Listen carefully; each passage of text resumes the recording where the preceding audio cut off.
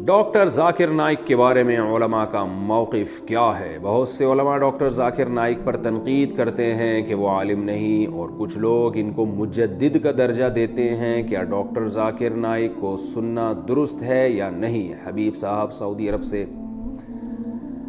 دیکھیں، ڈاکٹر ذاکر نائک کے بارے میں افراط و تفریط ہے۔ کچھ لوگ تو ان کو بہت ہی بڑھا دیتے ہیں کہ کل میرے پاس وراثت کے مسائل کے لیے لوگ آئے تھے تو میں نے ان کو مسئلہ بتایا، بنوری ٹاؤن کا فتویٰ بھی تھا ان کے پاس۔ میں نے کہا کہ یہ بھی فتویٰ وہی ہے جو میں بتا رہا ہوں آپ کو۔ تو علماء، میں نے کہا کسی بھی مدرسے سے آپ فتویٰ لیں گے تو جو فتویٰ ساری دنیا کے مدارس کا ہے وہ اس میں ایک ہی ہے۔ تو وہ کہہ رہے ہیں ڈاکٹر ذاکر نائک سے ہم نے سنا ہے، کچھ یوں کہہ رہے تھے، کچھ یوں کہہ رہے تھے۔ تو میں نے ان سے کہا کہ دیکھیں، ڈاکٹر ذاکر نائک سے آپ نے جو سنا ہے، مجھے نہیں پتا وہ آپ سمجھے بھی ہیں کہ نہیں سمجھے، ڈاکٹر ذاکر نائک کا موقف کیا ہے، اور یہ بھی نہیں مجھے پتا کہ وہ اس بارے میں صحیح کہہ رہے تھے غلط کہہ رہے تھے، لیکن ہر شخص کی ایک فیلڈ ہوا کرتی ہے۔ تو میں کیا، بڑے بڑے علماء یہی بتاتے ہیں کہ ڈاکٹر ذاکر نائک کی جو فیلڈ ہے وہ ہے ادیان عالم، ان میں تقابل، بہت سارے دین مذاہب کے بارے میں ان کو بہت زبردست معلومات ہیں اور بے پناہ غیر معمولی حافظہ ہے۔ تو اس حافظے کی بیس پہ وہ فی البدیہی جواب دیتے ہیں، اس میں ان کی بہت تیاری ہے۔ تو یہ ان کی فیلڈ ہے، اس میں دنیا ان کی محتاج ہے۔ اس فیلڈ میں اور بھی بہت سے علماء ہیں، لیکن جس طرح سے ڈاکٹر ذاکر نائک نے جدید طریقوں کو استعمال کیا اور بے پناہ حافظے کا استعمال کیا، اس میں میری معلومات کی حد تک ان کی کوئی مثال نہیں ملتی۔ تو اس میں وہ امام ہے لوگوں کے۔ لیکن جو فقہی مسائل ہیں، جیسے وراثت کے مسئلے ہیں، اس میں تو باقاعدہ پریکٹس ہوتی ہے، بڑے بڑے علماء کی نگرانی میں مسائل حل کرنے پڑتے ہیں۔ اس میں جو ہے وہ تربیت کی جاتی ہے ان علماء کی کہ وراثت کے مسائل کو کیسے حل کرنا ہے۔ بہت پیچیدہ مسائل ہوتے ہیں بسا اوقات وراثت کے۔ تو یہ وہ طبقہ ہے جو جنہوں نے جناب محترم ڈاکٹر ذاکر نائک کو اتنا بڑھا دیا کہ وہ مسائل بھی اب انہی سے پوچھنا شروع کر دیے ہیں۔ اور ایک طبقہ وہ ہے جو ان پہ بلا وجہ تنقیدیں کرتا رہتا ہے، اور تنقیدیں ایسی کہ الامان والحفیظ۔ تو اعتدال کی بات یہی ہے جو حضرت مفتی تقی عثمانی صاحب جیسے بڑے علماء کی رائے ہے، اور بھی دیگر بڑے علماء کی رائے ہے کہ بھئی وہ اپنی فیلڈ کے ماہر ہیں، لیکن مسائل کے معاملے میں ان کی تحقیق نہیں ہے۔ وہ خود بسا اوقات یہ اعتراف کر چکے ہیں۔ میری ان سے براہ راست 2 دفعہ ملاقات ہوئی ہے، اور دونوں دفعہ میں انہوں نے اعتراف کیا کہ میں مفتی نہیں ہوں، مسائل میرا کام نہیں ہے۔ تو ہم نے ان سے پوچھا کہ آپ پھر بتاتے کیوں؟ انہوں نے کہا لوگ اصرار کرتے ہیں بہت زیادہ، اور خاص طور پہ غیر مسلم پوچھتے ہیں، تو مجھے جو کچھ معلومات ہوتی ہیں میں بتا دیتا ہوں۔ اور انہوں نے یہ بھی بتایا کہ مسائل کے معاملے میں میری آراء میں رجوع بھی بہت ہوا ہے، تبدیل بھی بہت ہوئی ہے، کہ پہلے مجھے کچھ مسائل تھے جن کی پوری تحقیق نہیں تھی، میں نے بتا دیا، لیکن پھر مجھے احساس ہوا، جس میں انہوں نے 3 طلاق کے مسئلے کے بارے میں بتایا کہ پہلے میری رائے یہ تھی کہ 3 طلاقیں ایک ہوتی ہیں، تو میں برملا بتاتا تھا، بعد میں اور ریسرچ کی تو پتہ چلا کہ نہیں، بھی ایک اس کے مقابلے میں دوسری بھی بہت مضبوط رائے موجود ہے۔ تو میں نے پھر ان سے کہا کہ آپ مزید مطالعہ کریں گے تو اور اس میں آپ آگے بڑھیں گے۔ تو خیر، میری کیا اوقات ان کے سامنے، یعنی جو جس فیلڈ میں وہ چل رہے ہیں تو اس میں میری کوئی اوقات نہیں ہے۔ لیکن یہ کہ مسائل کے معاملے میں مفتیان کرام، اور میں کہتا ہوں ہر وہ شخص نہیں جس کے نام کے ساتھ مفتی لگا ہوا ہے، بلکہ کسی ریلائبل ادارہ اس کی کوئی ریلائبل ادارہ اس کی ذمہ داری لیتا ہو، باقاعدہ وہ کسی مضبوط ادارے میں دارالافتاء میں بیٹھتے ہیں، علماء کی نگرانی میں یہ کام سیکھا ہو، ورنہ آج پتھر اٹھاؤ مفتی نکل رہا ہے نیچے سے، ہر پاگل سے پاگل نے اپنے نام کے ساتھ مفتی لگایا ہوا ہے۔ اور کوئی ہمارے ہاں پاکستان میں تو کوئی معیار ہی نہیں ہے نا کہ جس کو چاہو مفتی لگا کے۔ مفتی عبدالقوی کا کیسا اسکینڈل چلا ہے، لوگ مجھے کہنے لگے مفتی عبدالقوی نے یہ کیا، میں نے کہا پہلے یہ تو ثابت کرو کہ یہ مفتی بھی ہیں کہ نہیں ہیں۔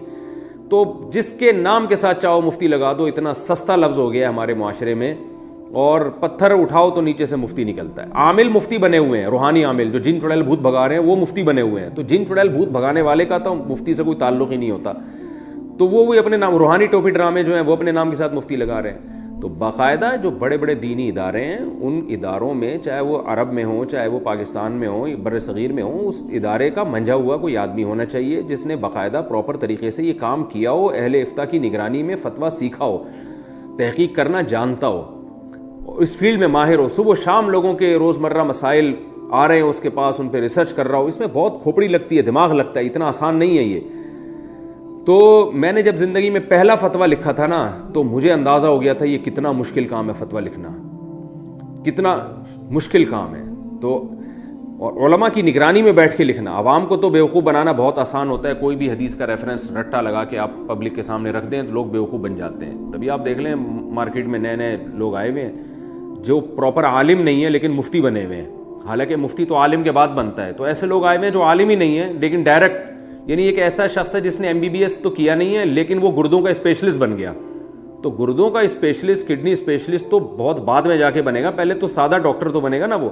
تو اب ایسے مفتی مارکیٹ میں آ رہے ہیں, محقق آ رہے ہیں مارکیٹ میں کہ وہ پراپر عالم ہی نہیں بنے, عربی گرامر تک نہیں آتی ان کو, عربی عبارات تک نہیں پڑھ سکتے, اور وہ جناب مفتی بنے ہوئے ہیں. تو یہ قیامت کی علامات ہیں. نبی صلی اللہ علیہ وسلم نے فرمایا قرب قیامت میں علماء اٹھا لیے جائیں گے اور لوگ جاہلوں کو اپنا سردار بنا لیں گے. تو اس لیے مسائل کا جو علم ہے نا, یہ بہت نازک پیچیدہ علم ہے. اس میں باقاعدہ پراپر مفتیان کرام سے رجوع کیا جائے گا, ان سے رابطہ کیا جائے گا. تو ڈاکٹر ذاکر نائک جو ہے اہل حق علماء میں سے ہیں, اہل سنت والجماعت میں سے ہیں. ہم ان سے ملے ہیں, میں کیا بڑے بڑے علماء ان سے ملے ہیں. جو ان سے ملتا ہے ان کی تعریفیں کرتا ہے کہ اللہ نے ان کو بہت تواضع دی ہے. ان میں بڑی اچھی بات یہ ہے کہ ان کو اگر بتایا جائے کہ آپ سے یہ مسٹیک ہوئی ہے تو فوراً رجوع کرتے ہیں وہ, اور سنت کے پابند ہیں, تہجد کے پابند ہیں, دعاؤں کے پابند ہیں, معمولات کے پابند ہیں. تو اللہ تعالیٰ نے ان کو ان صفات سے نوازا ہے. اللہ تعالیٰ ان کی عمر میں خوب خوب برکت عطا فرمائے, اور جو پابندیاں دنیا میں ان پہ لگی ہوئی ہیں اللہ تعالیٰ وہ پابندیاں ان سے دور فرمائے. اور یہی ہماری رائے ہے. ان کے عقائد میں اور اہل سنت والجماعت کے عقائد میں کوئی فرق نہیں ہے. جو عقیدہ طحاویہ میں عقائد لکھے ہوئے ہیں اسی عقائد کے حامل ہیں وہ. یہ بات بہت سے علماء ان سے براہ راست پوچھ چکے ہیں, میں بھی پوچھ چکا ہوں. تو وہ یہی بتاتے ہیں کہ کوئی ان کے وہ حنفیہ, شافعیہ, مالکیہ, حنبلیہ, ان چاروں مکاتب فکر کو اہل سنت والجماعت میں داخل سمجھتے ہیں. اور کوئی اگر فقہ حنفی کو فالو کرتا ہے یا فقہ شافعی کو فالو کرتا ہے اس کو برا نہیں سمجھتے. بلکہ جب میری ان سے براہ راست بات ہوئی تھی تو انہوں نے خود بتایا تھا کہ پوری دنیا میں ان کی ریسرچ کے مطابق سب سے زیادہ فقہ حنفی کو فالو کیا جاتا ہے. 50% لوگ ہیں جو فقہ حنفی کو فالو کر رہے ہیں اسلام میں, مسلمانوں میں. اور انہوں نے بتایا کہ 30% لوگ فقہ شافعی کو فالو کرتے ہیں, 17% فقہ مالکی کو, 2% لوگ فقہ حنبلی کو, اور 1% لوگ ایسے ہیں جو ان چاروں میں سے کسی فقہ کو فالو نہیں کرتے. تو ان کا موقف اہل سنت والجماعت کے بارے میں بہت اچھا ہے. جس طرح ان کے بارے میں یہ الزامات لگتے ہیں کہ وہ بالکل ہی چاروں مکاتب فکر کو غلط سمجھتے ہیں, ایسا کچھ بھی نہیں ہے. وہ بہت معتدل قسم کے ایک عالم ہیں. عقائد میں وہی عقائد ہیں ان کے جو اہل سنت والجماعت کے عقائد ہیں. باقی غلطی انسان سے ہوتی ہے, ہم سے بھی ہو سکتی ہے, مسائل بتانے میں ان سے بھی ہو سکتی ہے. تو ان غلطیوں کی بیس پر کسی کو گمراہی کا فتویٰ نہیں لگایا جا سکتا, بلکہ یہ کہا جائے گا کہ بھئی یہ اس معاملے میں ان سے یہ خطا ہوئی ہے اور اس کی دلیل یہ ہے, جیسے کہ علماء کا ایک بات کرنے کا طریقہ